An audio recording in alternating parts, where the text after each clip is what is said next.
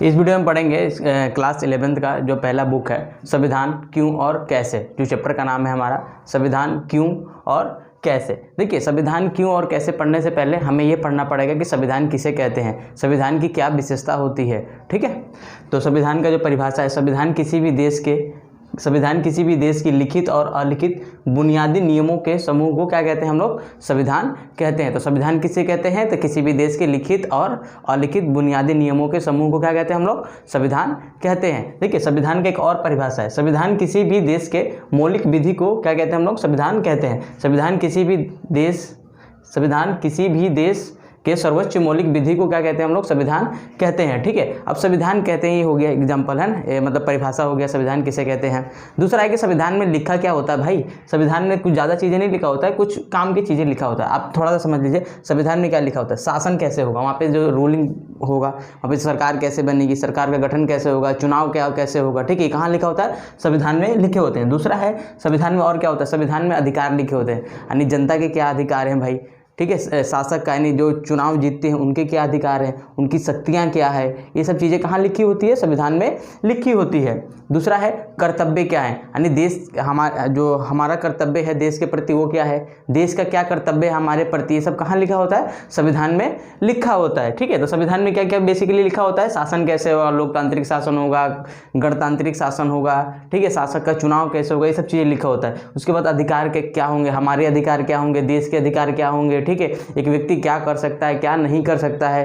ठीक है, उसके कर्तव्य लिखे होते हैं। ठीक है, ये सब कहाँ लिखे होते हैं, संविधान में लिखे होते हैं। जो बेसिकली हमें इस बुक में पढ़ना है, संविधान के केवल 4 कार्य पढ़ना है। ठीक है, कितने कार्य पढ़ने, हमें 4 कार्य पढ़ने, संविधान के 4 कार्य ये जो हमने लिखे हुए हैं। समाज में एक समन्वय बनाता है, संतुलन बना कर रखता है। संविधान का पहला काम क्या है, समाज में एक संतुलन बनाकर रखना। ठीक है, देखिए हमारे समाज में गरीब अमीर, जाति धर्म, ठीक है, भाषा, बहुत सारे तरह तरह के लोग रहते हैं। अब तरह तरह के लोग रहते हैं, तरह तरह के उनका विचारधारा भी होता है, आपस में बनती नहीं है, लेकिन संविधान सबको जोड़कर रखता है। सपोज करिए किसी को ए समुदाय पसंद है, किसी को बी समुदाय नहीं पसंद है, तो उन दोनों में क्या होगी, संघर्ष की स्थिति उत्पन्न हो जाएगी। और जब संघर्ष की स्थिति उत्पन्न होगी तो जाहिर सी बात है कि युद्ध भी हो सकता है, हिंसा भी हो सकता है। इस हिंसा को कम करने के लिए संविधान उसमें महत्वपूर्ण भूमिका निभाता है। यानी संविधान क्या करता है, एक समन्वय यानी संतुलन यानी एक बैलेंस बना के रखता है, ताकि समाज के लोग आपस में लड़े झगड़े नहीं। ठीक है, दूसरा है निर्णय लेने की शक्ति और सरकार का निर्माण। संविधान बताता है कि हमारे समाज में निर्णय कौन लेगा।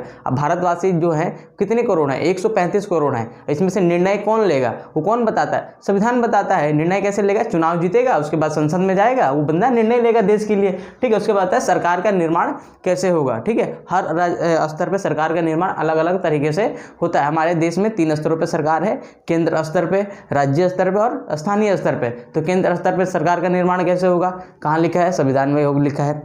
फिर लिखा है प्रांतीय स्तर यानी राज्य स्तर पर राज्य सरकार का निर्माण कैसे होगा, कहाँ लिखा है, संविधान में लिखा है। स्थानीय स्तर पर जिला पंचायत का चुनाव कैसे होगा, मुखिया कैसे बनेगा, ये सब कहाँ लिखा हुआ है, संविधान में लिखा हुआ है। ठीक है, यानी अब यूपी में चुनाव होने वाले हैं, ठीक है, तो वहाँ पर सरकार का गठन कैसे होगा, कहाँ लिखा हुआ है, सारी हमारी बातें संविधान में लिखा हुआ है। देखिए संविधान का तीसरा काम है कानून निर्माण और उसका उल्लंघन न करना। देखिए कानून कौन बनाता है, सरकार बनाती है। ठीक है, कानून कौन बनाता है, सरकार बनाती है। ठीक है, और जो कानून सरकार बनाती है, सरकार भी उसका उल्लंघन चाहकर भी नहीं कर सकती। कारण क्या है, यानी सरकार जो है, हमारे देश में कानून कैसी है, सबके जो कानून है सबके इसमें क्या बोलते हैं, जो कानून है सबके लिए बराबर है, कानून सबके लिए बराबर है। यानी एक सपोज करिए किसी ने कानून बनाया, कोई सरकार ने कानून बनाया, तो चाह कर भी वो सरकार उस कानून का उल्लंघन नहीं कर सकते। जैसे कई बार क्या होता है, हम लोग अपने क्लास में खुद नियम बनाते हैं, खुद तोड़ते हैं, लेकिन ऐसा नहीं है। सरकार अगर नियम बनाती है तो नियम सब पर फॉलो होंगे। जैसे कि आप हेलमेट गाड़ी चलाते हैं हेलमेट पहन के, ठीक है, वो सबके लिए, पुलिस वाला भी चलाता है,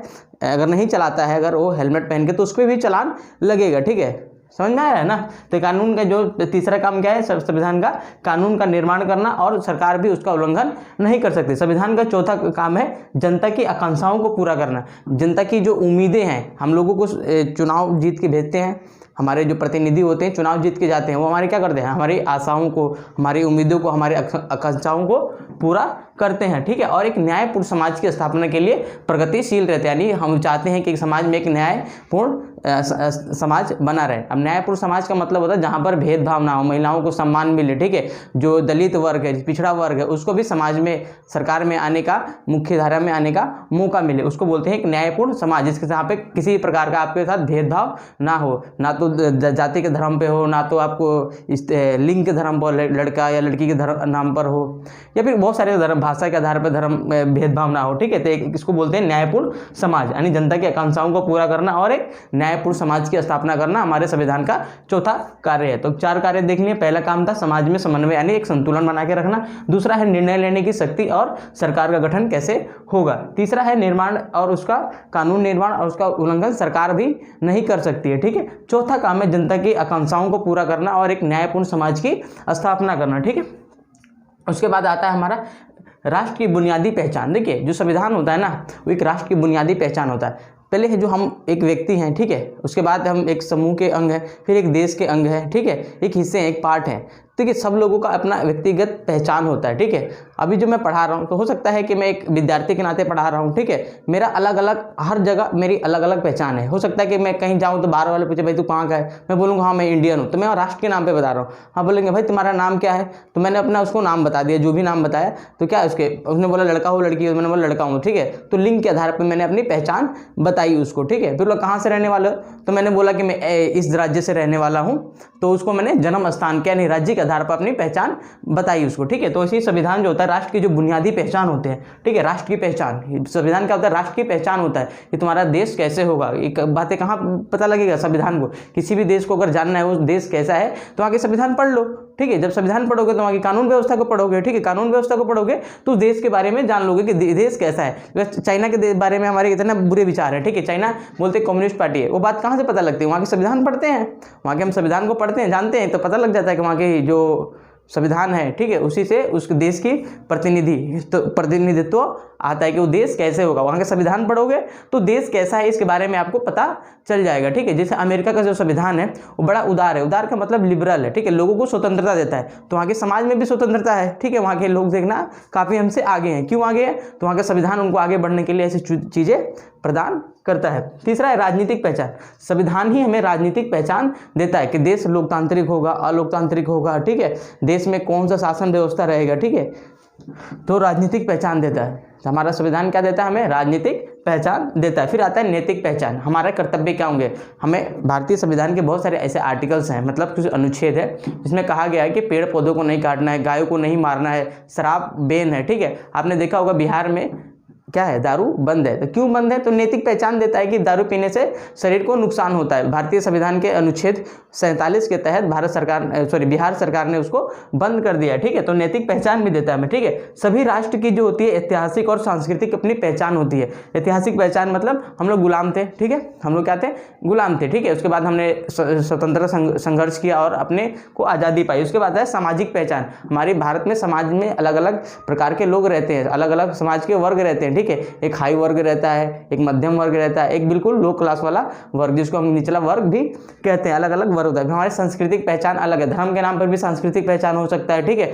जैसे हिंदू धर्म में ही बहुत सारे संस्कृतियां हैं, ठीक है, बोलते हैं बिहार की संस्कृति है, उत्तर प्रदेश की संस्कृति है, बांग्ला संस्कृति है, ठीक है, मुस्लिम संस्कृति है, ठीक है। तो हमारे राष्ट्र की पहचान में ऐतिहासिक हो सकता है, सामाजिक हो सकता है, सांस्कृतिक हो सकता है, ठीक है। जो भारतीय संविधान होता है, हमारे नागरिक कैसे होंगे, यहाँ पे एकल नागरिक है। एकल नागरिक का मतलब होता है पूरे देश के लिए आप केवल एक नागरिक हो, आप केवल भारत के नागरिक हो। ऐसा नहीं कि बिहार के नागरिक हो, बिहार के आप निवासी हो सकते हैं, नागरिक नहीं हो सकते हैं। लेकिन जैसे ही आप अमेरिका में जाओगे तो वहाँ पे आपको प्रांत का नागरिक यानी वहाँ के राज्य का भी नागरिक लेना है और अमेरिका का भी नागरिक लेना है। वहाँ पे दोहरी नागरिकता यानी डबल सिटीजनशिप है, यानी अमेरिका का अलग बंदा होगा, मतलब एक ही जगह, सपोज करिए ये अमेरिका है और वहाँ के कैलिफोर्निया, तो कैलिफोर्निया का भी आप नागरिक हैं और अमेरिका का भी नागरिक है। लेकिन दिल्ली और हिंदुस्तान में अपना यानी भारत में ऐसा नहीं है, एकल नागरिक है। अभी नागरिकता कहीं पर भरिएगा भारत में तो एकल नागरिकता यानी भारतीय हम लिखते हैं, है ना, ठीक है, निवासी आप अलग अलग राज्यों के हो सकते हैं, लेकिन जो नागरिकता की बात आएगी तो भारत में केवल एक ही नागरिकता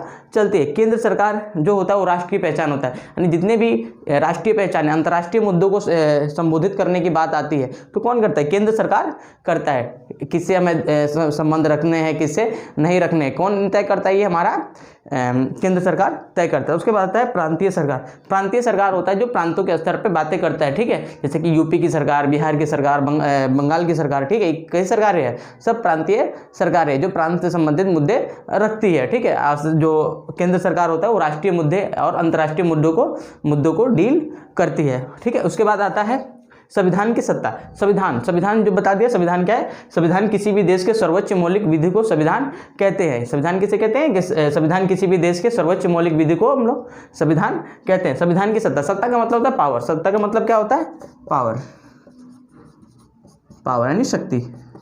संविधान की शक्ति। देखिए, संविधान में पावर है तभी तो बहुत सारी चीजें हो जाती है। यानी राज्य का गठन कैसे होगा, कहाँ लिखा है? संविधान में होगा, लिखा है, ठीक है। संविधान की शक्ति में लिखना पहला, राज्य का गठन कैसे होगा, ठीक है। सरकार का गठन कैसे होगा, राज्य का गठन कैसे होगा, ठीक है। आप लोगों ने देखा होगा समय समय पर भारत सरकार बहुत सारे राज्यों को दो टुकड़ों में बांट रही है। जैसे अभी हाल ही फिलहाल में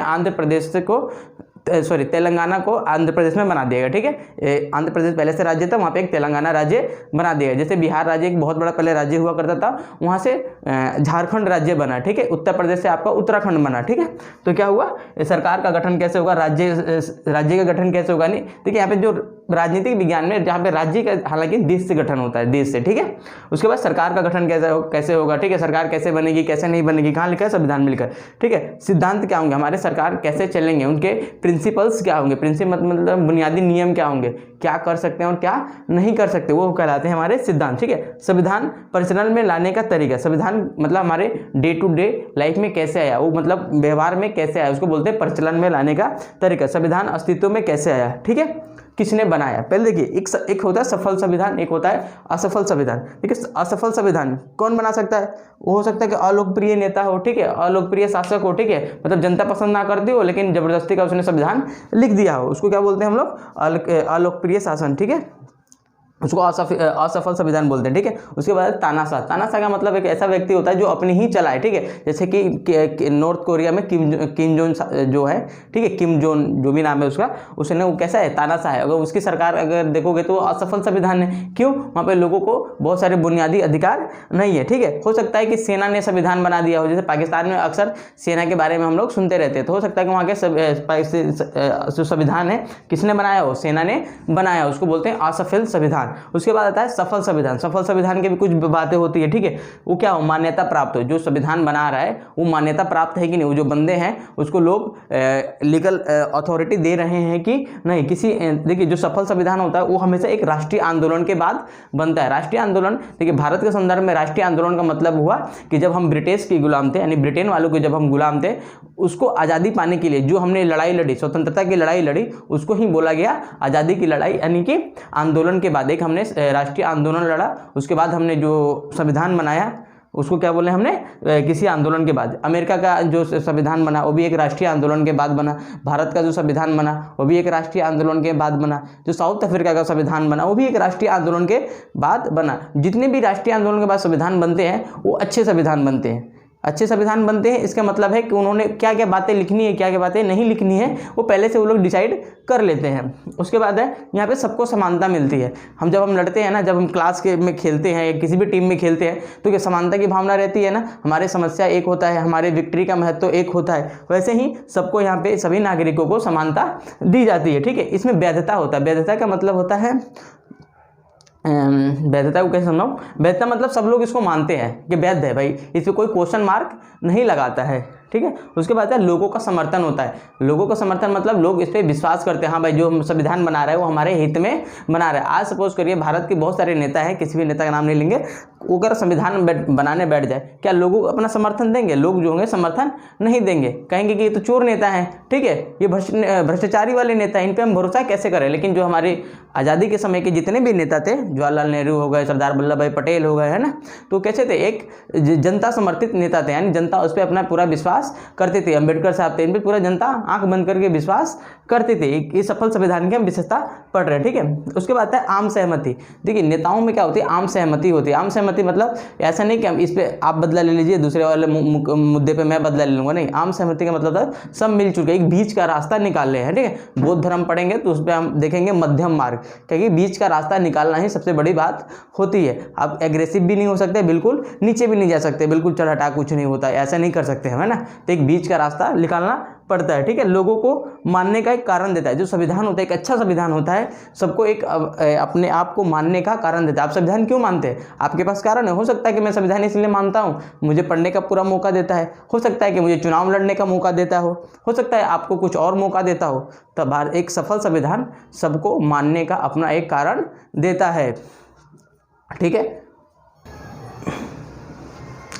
ठीक है, तो संविधान के मौलिक प्रावधान, मौलिक का मतलब होता है बिल्कुल बेसिक सा, ठीक है, कि इसकी क्या क्या प्रावधान है। जो भारतीय संविधान है उसके क्या प्रावधान है। देखिए, जो संविधान है सबको मानने का कारण देता है। आप संविधान क्यों मानते हैं, इसके कारण है, ठीक है। आपको अच्छा लगता है तो मानते हैं, ठीक है। यानी कारण देता है कि भाई मैं संविधान इसलिए मानता हूँ कि मुझे अधिकार देता है। मैं संविधान इसलिए मानता हूँ कि मुझे अपने एक सफल जीवन बनाने के उद्देश्य से मुझे जो सुविधाएं चाहिए वो प्रदान करता है, इसीलिए मैं संविधान को मानता हूँ। आप संविधान क्यों मानते हो सकता है कि मेरे को धार्मिक आज़ादी देता हो, इसलिए मैं संविधान को मानता हूँ, ठीक है। तो सबको संविधान मानने का कारण देता है। आप संविधान मान रहे हो तो उसके पीछे कुछ ना कुछ कारण है, ठीक है। यहाँ पे बहुसंख्यक और अल्पसंख्यक बराबर होते हैं। देखिए, बहुसंख्यक का मतलब होता है कि जो संख्या के मामले में ज़्यादा हो, ठीक है। जैसे कि हिंदुस्तान में बहुसंख्यक कौन है? हिंदू है। क्यों? वो मुसलमानों से, ईसाई से, सिखों से, है ना, जैन और बौद्ध धर्म से तुलनात्मक रूप से ज़्यादा है, तो उनको हम लोग बहुसंख्यक कहते हैं। जो अल्पसंख्यक है वो संख्यात्मक दृष्टि से कम होते हैं, ठीक है। देखिए, जो बहुसंख्यक है या अल्पसंख्यक है, ये संख्या की दृष्टि से कम या ज़्यादा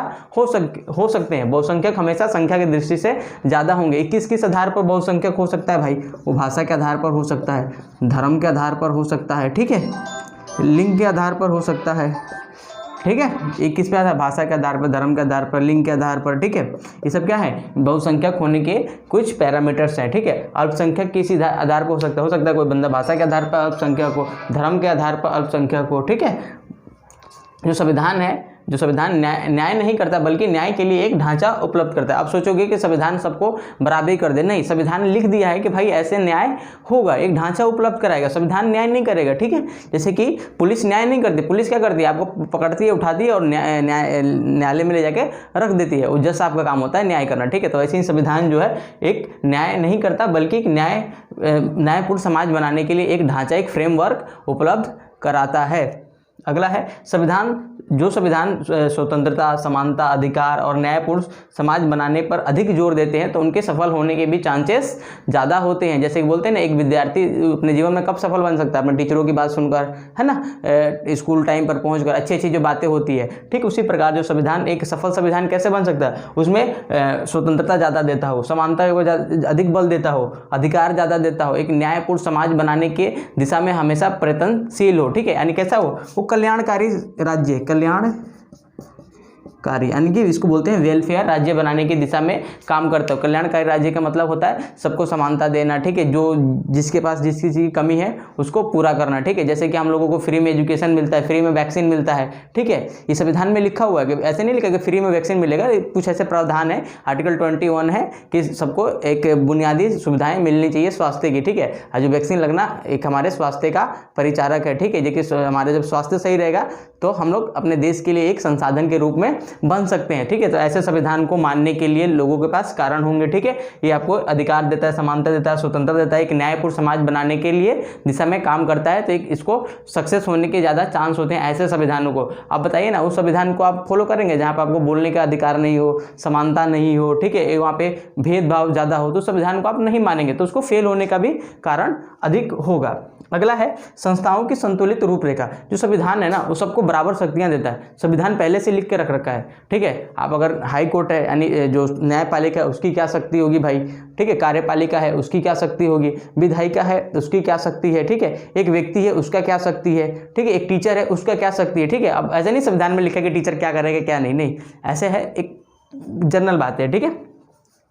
तो संविधान को एक छोटा भी समूह नष्ट कर सकता है यदि अपनी शक्ति बढ़ाने पर आ जाए, ठीक है। कहते हैं ना, एक शक्ति के बारे में कहा जाता है कि शक्ति भ्रष्ट करती, सत्ता भ्रष्ट करती है, परम सत्ता परम भ्रष्ट। यानी जितने शक्तियां आपके पास बढ़ती जाएगी, आप उतने भ्रष्टाचारी और विनाशकारी बनते चले जाएंगे। ठीक है, आप किसी को देखना है इसका बिहेवियर कैसा है, उसको शक्ति दे दीजिए थोड़ा सा और पैसा दे दीजिए, पता लग जाएगा उसका नेचर कैसा है, कोई भी हो। ठीक है, उसके बाद है शक्तियों का बंटवारा। जो संविधान है हमारा, जिसके पास इसकी जितनी भी शक्तियाँ हैं उसको समान रूप से बंटवारा करता है। यहाँ पे जो शक्तियों का बंटवारा है बेसिकली विधायिका, कार्यपालिका और न्यायपालिका के संदर्भ में किया गया है। ठीक है, किसके इसमें, विधायिका, कार्यपालिका और न्यायपालिका। विधायिका कानून बनाती है, कार्यपालिका उसको लागू करती है और न्यायपालिका देखता है कि जो संविधान बना है वो कानून के जो न्यायपालिका देखता है कि जो कानून बना है वो संविधान के हिसाब से बना है कि नहीं बना है। अगर वो कानून संविधान के हिसाब से नहीं बनता है तो न्यायपालिका के पास इतना अधिकार है कि वो संविधान को, कानून को रद्द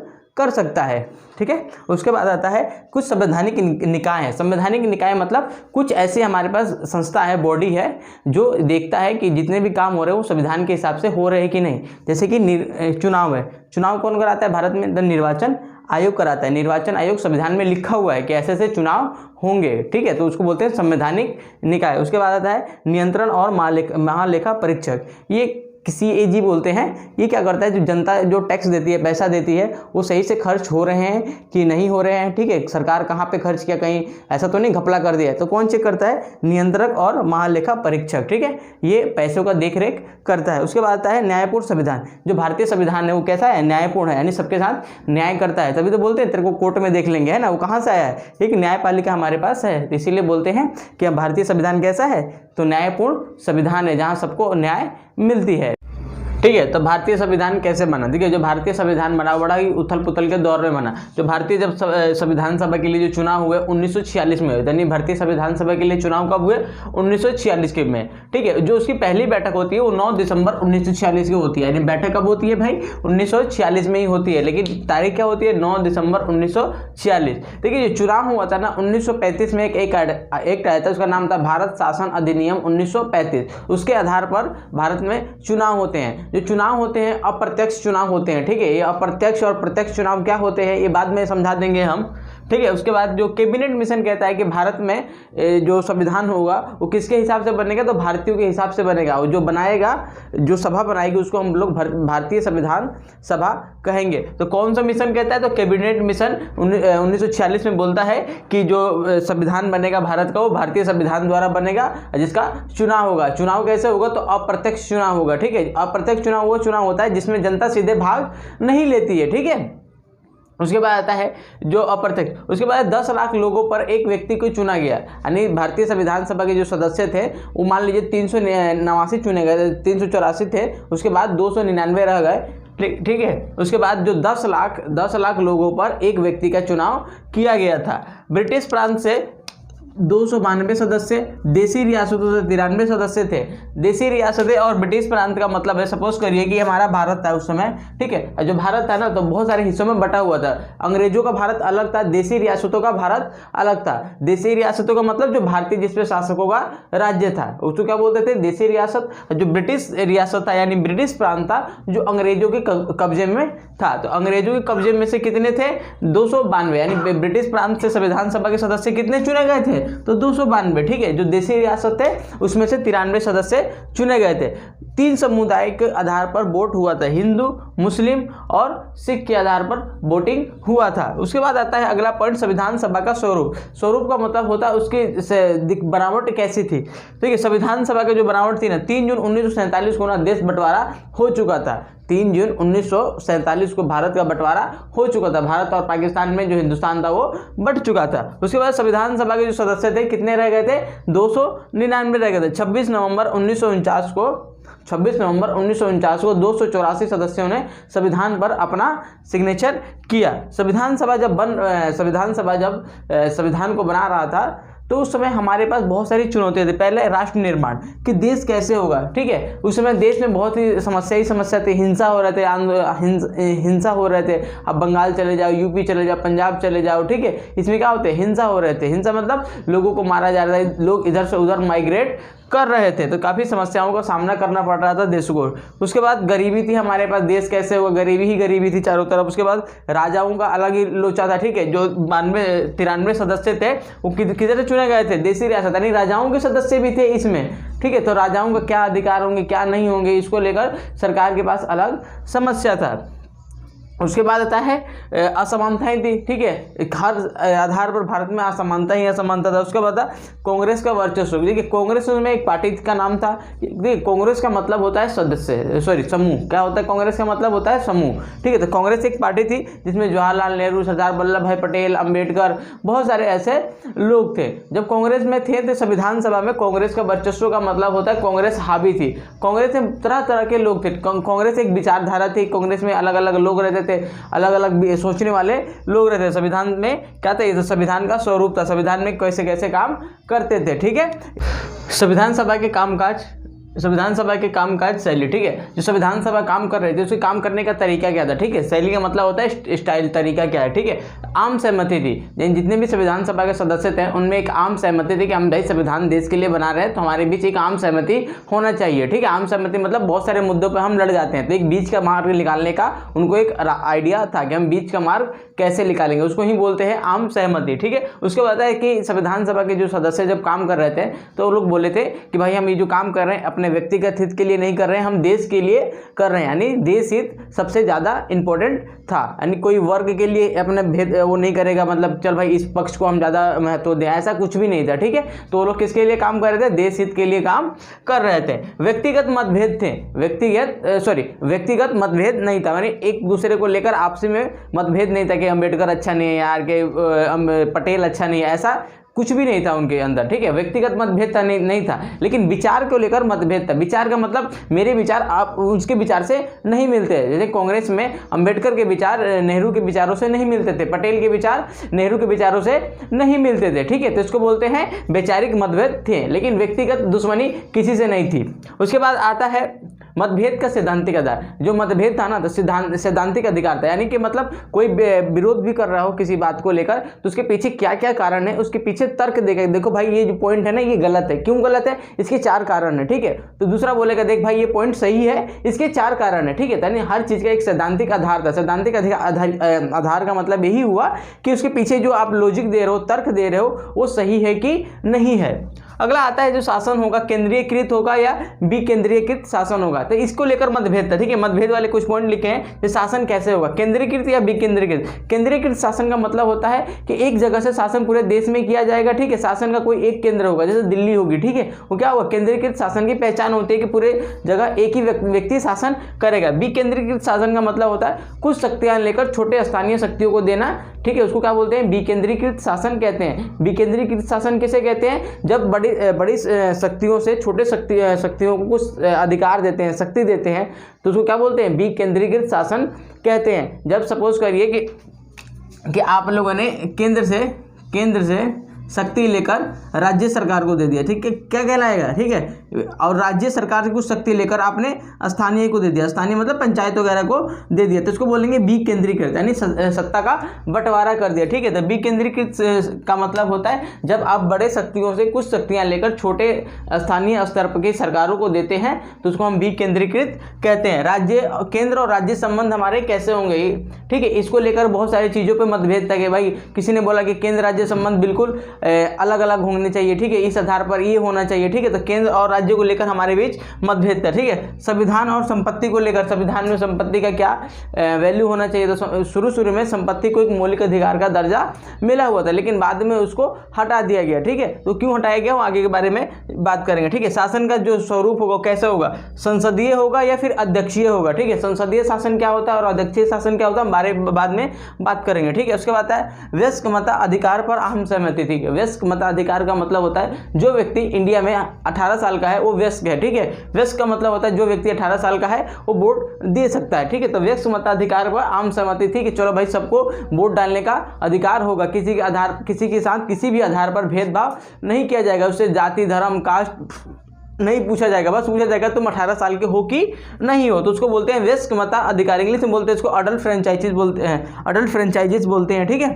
या सफरेज भी कहते हैं। संविधान सभा के जो असली ताकत है सार्वजनिक हित के कार्य, ठीक है। जब आप सार्वजनिक हित के कार्य करते हैं ना तो आपके अंदर से आवाज आती है कि चलो हम कुछ अच्छा करें, ठीक है। तो संविधान सभा को कहाँ से ताकत मिल रही थी कि वो सार्वजनिक हित के काम करता है। जनता का अटूट विश्वास था, जैसे इनको विश्वास था अपने काम पर, वैसे ही जनता का विश्वास था इन लोगों पर कि ऐसा हमारे लिए संविधान बना रहे हैं तो संविधान बनाएंगे तो अच्छा ही बनाएंगे। कौन बनाएगा? संविधान सभा, ठीक है।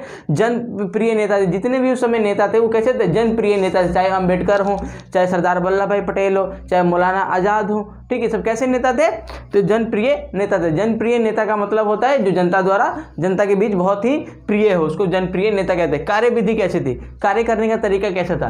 तो 8 समितियां थी। समितियां मतलब जो समूह बना रखे थे कि भाई देखो एक हर बंदा हर चीज में अलग अलग फील्ड में एक्सपर्ट होता है, ठीक है। तो एक संघ समिति था। संघ समिति मतलब पूरे देश से रिलेटेड समिति थी। तो इसके जो अध्यक्ष थे वो थे आपके जवाहरलाल नेहरू। उसके बाद आता है प्रारूप समिति, जो अंबेडकर साहब थे। कौन थे? भीमराव अंबेडकर प्रारूप समिति के अध्यक्ष थे। किसके थे? प्रारूप समिति के। उसके बाद मौलिक अधिकार समिति के अध्यक्ष कौन थे? सरदार वल्लभ भाई पटेल थे। उसको बोले गए प्रारूप समिति के अध्यक्ष थे। तो 8 समितियां थी। तो इस समिति इनके काम करने का तरीका क्या था? अलग अलग समितियों में अलग अलग ग्रुप्स में बांट दिया, ठीक है। उसके बाद आता है प्रमुख सदस्य, मतलब इंपॉर्टेंट कौन थे? इंपॉर्टेंट थे जवाहरलाल नेहरू थे उसमें, ठीक है। सरदार वल्लभ भाई पटेल थे, भीमराव अम्बेडकर थे, राजेंद्र प्रसाद थे, मौलाना अबुल कलाम थे। ये कौन था? ये सारे उस समय इंपॉर्टेंट सदस्य थे। सभी के सैद्धांतिक विचार अलग अलग थे। सैद्धांतिक विचार अलग अलग थे, यानी सबके सोचने का तरीका अलग अलग था, लेकिन सब एक दूसरे से व्यक्तिगत मतभेद नहीं थे, केवल सैद्धांतिक आधार पर उनके मतभेद थे, ठीक है। अंबेडकर जो थे वो कांग्रेस के और गांधी के हमेशा खिलाफ रहते थे, ठीक है, लेकिन उन्होंने मिलकर काम किया, ठीक है, सब चीज़ भुलाकर। उसके बाद जो संविधान बनने में जो टाइम लगा वो 2 साल 11 महीने 18 दिन का समय लगा। कितने दिन? 2 साल 11 महीने 18 दिन का समय लगा, ठीक है। उसमें 166 दिन की बैठक चलती है, ठीक है। उसके बाद हमारा संविधान बन जाता है। क्या क्या था कार्यविधि करने का तरीका? यानी संविधान सभा को इन्होंने 8 समितियों में बांट दिया था। उसमें 3 समिति ये लिखा हुआ है, 5 समिति भी है, वो काम याद करने के लिए हमें नहीं है, ठीक है। वो क्या है? संघ समिति, प्रारूप समिति, मौलिक अधिकार की समिति। प्रमुख सदस्य जो थे जवाहरलाल नेहरू, अंबेडकर, पटेल, है ना, राजेंद्र प्रसाद, मौलाना अबुल कलाम, ठीक है। इनके सैद्धांतिक विचार अलग अलग थे, ठीक है, लेकिन व्यक्तिगत मतभेद नहीं थे, मतलब आपसी लड़ाई उड़ाई पे ध्यान नहीं देते थे, ठीक है। केवल सैद्धांतिक तौर पे ये लोग एक दूसरे को भला बुरा कहें या फिर किसी के बात से सहमत हो या ना हो, ठीक है। राष्ट्रीय आंदोलन की विरासत, देखिए राष्ट्रीय आंदोलन किसे कहते हैं पहले ये जरूरी है, ठीक है। हमारा देश 15 अगस्त 1947 को आज़ाद हुआ। हमारा देश कब आज़ाद हुआ? 15 अगस्त 1947। अब गुलाम कब हुआ था? इसको छोड़ दिया, अलग अलग इसकी डिबेट है, कब कोई मानता है कब कोई मानता है कब, ठीक है। सपोज करिए कि हमारा देश यहाँ पे गुलाम हुआ, ए पॉइंट पे गुलाम हुआ, उसको बी पॉइंट पे आज़ादी मिल गई, ठीक है। कौन सी पॉइंट पे गुलाम हुआ? ए पॉइंट पे गुलाम हुआ और बी पॉइंट पे उसको आज़ादी मिल गई, ठीक है। इस आज़ादी को लेने के लिए जो संघर्ष हुए, ठीक है, जो आंदोलन हुए, उसी को बोला गया राष्ट्रीय आंदोलन, ठीक है। उसको क्या बोला गया? राष्ट्रीय आंदोलन, ठीक है। और राष्ट्रीय आंदोलन कब चला था? यानी आज़ादी पाने के लिए जो आंदोलन चला गया था उसको हम लोगों ने राष्ट्रीय आंदोलन कहा, ठीक है। तो राष्ट्रीय आंदोलन की विरासत यानी हमने उससे क्या क्या सीखा। देखिए संविधान सभा तो 1946 में बनी, ठीक है, लेकिन हमारे जो देश के नेता थे ना, जब उन्होंने पहले ही डिसाइड कर लिया था जब संविधान बनेगा तो संविधान सभा बनेगी तो हम लोग क्या उसमें ऐड करेंगे और क्या नहीं करेंगे, ठीक है।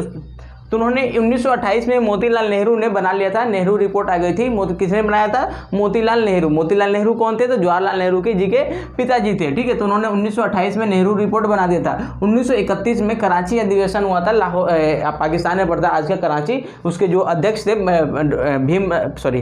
सरदार वल्लभ भाई पटेल थे। उसमें क्या क्या बातें, बहुत सारी उसमें ऐसी बातें कही गई जो संविधान में हमने उसको फोटोकॉपी कर लिया था। समानता, स्वतंत्रता, बंधुता, वयस्क मताधिकार, ये सब सारे कराची में हमने बातें कर लिया था कि हमें संविधान बनाने का मौका मिलेगा तो हम लोग क्या क्या करेंगे, ठीक है। इसमें विरासत में क्या समानता है, यानी सबके पास समानता होगी, हम लोग समान है ना, जाति धर्म के आधार पर किसी के साथ सरकार भेदभाव नहीं करती है। उसके बाद है न्याय, सभी को न्याय मिलता है, सामाजिक न्याय, आर्थिक न्याय, ठीक है, राजनीतिक न्याय, सब न्याय की हम लोग बात करें। सुरक्षा, हम सबको सुरक्षा सरकार प्रदान कर देती है, तभी तो हम लोग सेफ्टी से यहाँ पढ़ रहे हैं, पढ़ा रहे हैं। उसके बाद शासन, शासन के अंग कैसे होंगे, शासन में कौन लोग भागीदारी करेंगे, कौन लोग भागीदारी नहीं करेंगे, ये पहले डिसाइड हो चुका है। कहाँ पर? राष्ट्रीय आंदोलन। राष्ट्रीय आंदोलन का मतलब क्या था? जो आज़ादी लेने के लिए लड़ी गई लड़ाई को हम लोग क्या बोलते हैं?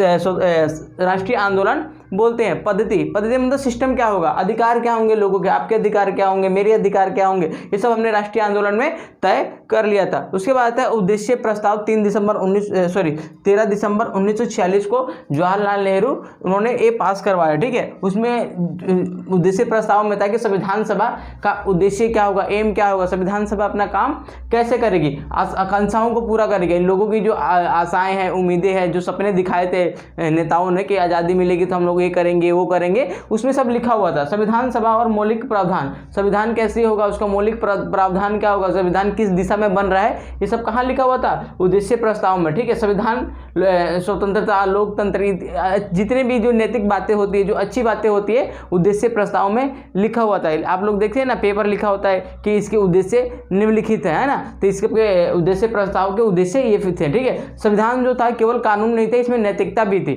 नैतिकता का मतलब एक किसको क्या करना चाहिए, किसको क्या नहीं करना चाहिए, इस पर भी ये बात करता है। उसके बाद आता है संस्थागत व्यवस्था। संस्थागत व्यवस्था मतलब यहाँ पे शासन के जो संस्था होंगे वो कैसे होंगे, लोकतंत्र और जन कल्याण, ठीक है। देखिए लोकतंत्र होता है ना, उसमें जन कल्याण होता है, तभी तो एक मुखिया का है जो चुनाव होता है उसमें नॉर्मली 2 से 3 लाख लोग रुपए खर्चा कर देते हैं, लेकिन सैलरी कितना होता है 5 से 6 हज़ार, 5 से 6 हज़ार। अब किसके लिए लोग खर्चा करते हैं, जन कल्याण के लिए, ठीक है। इसको ही बोलते हैं कि लोकतंत्र में हमेशा जन कल्याण पर ध्यान दिया जाता है। वो अलग बात है कि मुखिया लोग अपना ज़्यादा कल्याण करता है। उसके बाद है शासन। शासन के 3 अंग होते हैं, विधायिका, कार्यपालिका, न्यायपालिका। विधायिका का मतलब है जहाँ पर कानून बनते हैं उसे विधायिका कहते हैं। कार्यपालिका जो उसे लागू करवाती है। न्यायपालिका उसकी देखरेख करती है कि जो कानून बना है वो संविधान के हिसाब से बना है कि नहीं। ये तीनों ना परस्पर आपस में सबकी शक्तियां बराबर होती है, कोई भी एक दूसरे की शक्ति को अतिक्रमण नहीं कर सकता। अगर एक हावी होगी तो 2 मिल जाएंगे, अगर 2 हावी होंगे तो एक अलग हो जाएगा, ठीक है। ऐसा बनाया गया है ताकि कोई भी एक दूसरे पर हावी नहीं हो सकता है। संसदीय व्यवस्था को अपनाया गया, मतलब यहाँ पे कार्यपालिका और विधायिका मिलकर काम करती है, ठीक है। कार्यपालिका और विधायिका मिलकर काम करती है, एक दूसरे पर निर्भरता होती है, ऐसी हमने व्यवस्था अपनाया, ठीक है। इसमें व्यक्ति विशेष नहीं होता है, इसमें संसद विशेष होता है। उसके बाद हमने संघात्मक व्यवस्था अपनाया। संघात्मक व्यवस्था का मतलब होता है जब एक से अधिक स्तरों पर सरकार का होना, शासन का होना क्या कहलाता है, संघात्मक स्तर कहलाता है। भारत में कैसी व्यवस्था है, संघात्मक व्यवस्था है, यानी शासन का एक से अधिक स्तर है। जैसे कि एक आपने देखा होगा केंद्र स्तर और दूसरा है राज्य स्तर, लेकिन भारत में एक तीसरा भी है। तीसरा क्या है, स्थानीय स्तर। क्या है, स्थानीय स्तर, उसको बोलते हैं संघवाद, ठीक है। संघात्मक बोलिए, संघवाद बोलिए, एक ही बात है, ठीक है। तो संघात्मक का मतलब क्या हुआ कि जब एक से अधिक स्तरों पर सरकार का होना संघात्मक व्यवस्था कहलाता था। भारतीय संविधान सभा में कौन सी व्यवस्था को अपनाया गया, संघात्मक व्यवस्था को अपनाया गया, जिसमें एक से अधिक स्तरों पर सरकार का होना क्या कहलाता है, संघात्मक व्यवस्था कहलाता है। तो भारतीय संविधान सभा ने ये सब तय किया कि हमें क्या अपनाना चाहिए और क्या नहीं अपनाना चाहिए। तो भारतीय संविधान सभा ने व्यापक दृष्टिकोण को अपनाया। व्यापक दृष्टिकोण मतलब उन्होंने बिल्कुल ऐसा नहीं कि हम अपने हिसाब से संविधान बनाएंगे, दूसरे का संविधान नहीं पढ़ेंगे, नहीं भाई, उन्होंने 60 देशों का संविधान पढ़ा तब जाकर एक भारतीय संविधान लिखा। आप जितने देशों का संविधान पढ़ेंगे उससे जो अच्छा लगेगा बातें उसको हमने अपने में समाहित कर लिया। अब उन्हीं बातों को समाहित किया जो भारतीय के हिसाब से थे, ठीक है, यानी जो भारतीय समाज के, देश के हिसाब से, काल परिस्थिति के हिसाब से जो अच्छा था तो उनको हमने अडॉप्ट कर लिया, जो अच्छा नहीं था हमने उसको छोड़ दिया, ठीक है। तो भारत के जो अनुरूप था उसको हमने अडॉप्ट कर लिया, जो नहीं था उसको हमने छोड़ दिया। तो देखिए ब्रिटेन के हम गुलाम थे, तो पहले चलते हैं वहीं से हमने उससे क्या लिया, फर्स्ट पास्ट दी पोस्ट, मतलब जो आगे उसी की जीत। सपोज करिए कि एक देश में 10 लोग हैं, ठीक है, और चुनाव में जीतने के लिए, जो चुनाव हम लोग जीतते हैं ना, कोई भी अगर चुनाव जीतना है कहीं पर भी, तो एक फॉर्मूला चलता है 50% +1। अगर इतना आपने कोई चीज़ आ गया ना तो आप आगे हो जाओगे। लेकिन क्या होता है फर्स्ट पास्ट दी पोस्ट में, सपोज करिए कि 10 चुनाव वोट थे, है ना, 10 लोग थे ना, उसमें से 10 लोग थे, 4 पंजे खड़े हो गए, ठीक है, किसी को मिला 3 वोट, किसी को मिला 2 वोट, किसी को मिला 1 वोट, है ना, ऐसे करके 10 वोट, 3 2 5, किसी को मान लीजिए फिर एक भी 0 वोट मिला, किसी को 2 वोट मिल गया, ठीक है, किसी को 1 वोट, ऐसे करके 10 वोट। लेकिन जो नियम कहता है कि भाई देखो 5 से ऊपर होगा वही जीतेगा, लेकिन फर्स्ट पास्ट दी पोस्ट कहता है यानी जो आगे उसके जीत, यानी जिसको 3 वोट मिले वो जीत जाएगा। यानी यहाँ पे कोटा पूरा नहीं करना है, केवल आपको सबसे ज़्यादा अगर वोट आ गए तो आप जीत जाओगे। जैसे कि क्या कहते हैं इसको, जो आपका वोट आ गया मतलब सबसे ज़्यादा आप जीत जाओगे। उसके बाद है संसदीय सरकार का स्वरूप, यानी कहाँ से लिया हमने, ब्रिटेन से। यानी सरकार का स्वरूप कैसा है भारत में, संसदीय। कानून निर्माण की विधि, यानी कानून कैसे बनेंगे कहाँ से लिया हमने, तो हमने ब्रिटेन से लिया। उसके बाद आता है संयुक्त राष्ट्र संघ यानी यूएसए, उसके क्या लिया हमने, मौलिक अधिकार। क्या लिया उसे भाई, मौलिक अधिकार लिया। न्यायिक पुनरावलोकन, इसका मतलब होता है कोई मान लीजिए कोई कानून बना दिया, किसने कानून बना दिया भाई, संसद ने कानून बना दिया। अब उसको देखेगा कौन, तो हमारे न्यायपालिका देखती है, उसको बोलते हैं न्यायिक पुनरावलोकन, यानी जो कानून बना है वो संविधान के हिसाब से बना है कि नहीं बना है। अगला आता है न्यायपालिका की स्वतंत्रता। न्यायपालिका की स्वतंत्रता का मतलब होता है उस पर कार्यपालिका या फिर विधायिका का दबाव तो नहीं है, किसी संस्था का तो दबाव नहीं है, तो स्वतंत्र न्यायपालिका है, अपने हिसाब से कुछ भी कर सकती है, ठीक है। फिर आयरलैंड के संविधान से लिया राज्य की नीति निर्देशक तत्व। राज्य के निर्देशक तत्वों का मतलब होता है सरकार राज्य के लिए क्या क्या करेगी, ठीक है। राष्ट्रीय सरकारें क्या करेगी, प्रांतीय सरकारें क्या करेगी, उनके कर्तव्य क्या होंगे, ये सब क्या है, राज्य के नीति निर्देशक तत्व है, ठीक है। फ्रांस की जब क्रांति हुई थी तो 3 बातें निकल गई थी, स्वतंत्रता, समानता और बंधुता, ठीक है। तो हमने कहाँ से लिया, फ्रांस से। फिर आता है कनाडा, ठीक है। कनाडा से लिया अर्ध संघात्मक व्यवस्था लिया, अवशिष्ट शक्तियाँ लिया। अवशिष्ट शक्तियाँ, इसका मतलब होता है देखिए भारतीय संविधान के अंदर एक सूची है 7वीं अनुसूची, ये पढ़ेंगे आगे संघवाद में। 7वीं अनुसूची, उसमें 3 विषय है, कौन कौन से, संघ विषय, संघीय विषय जिसको कहते हैं। उसके बाद आता है राज्यीय विषय, ठीक है, या प्रांतीय विषय भी कह सकते हो, ठीक है। उसके बाद आता है समवर्ती सूची, समवर्ती सूची, ठीक है। अब क्या होता है इन सब में तो कुछ लिस्ट लिखे हुए हैं कि कौन किस पे कौन कानून बना सकता है कौन, लेकिन संविधान सभा के लोग ना दिमागदार थे, तो उन्होंने कहा कि देखो भाई हो सकता है भविष्य में कुछ ऐसे विषय आए जो किसी में ना हो, ठीक है। जब किसी में नहीं होगी तो कहीं ना कहीं तो लिखेंगे, तो उसको बोला कि अवशिष्ट शक्ति, अवशिष्ट शक्ति, ठीक है। क्या बोले उनको, अवशिष्ट शक्ति। और किसको दे दिया, इन्होंने कहा कि अवशिष्ट शक्ति जो होगी वो किसके पास जाएगी, तो संघ के पास जाएगी। यानी इसमें कौन सा कानून बनाएगा, तो केंद्र कानून बनाएगा। ये अपना चैप्टर हो गया खत्म, ठीक है। इसमें कोई डाउट हो तो कमेंट करिए, आगे आपको बता दिया जाएगा।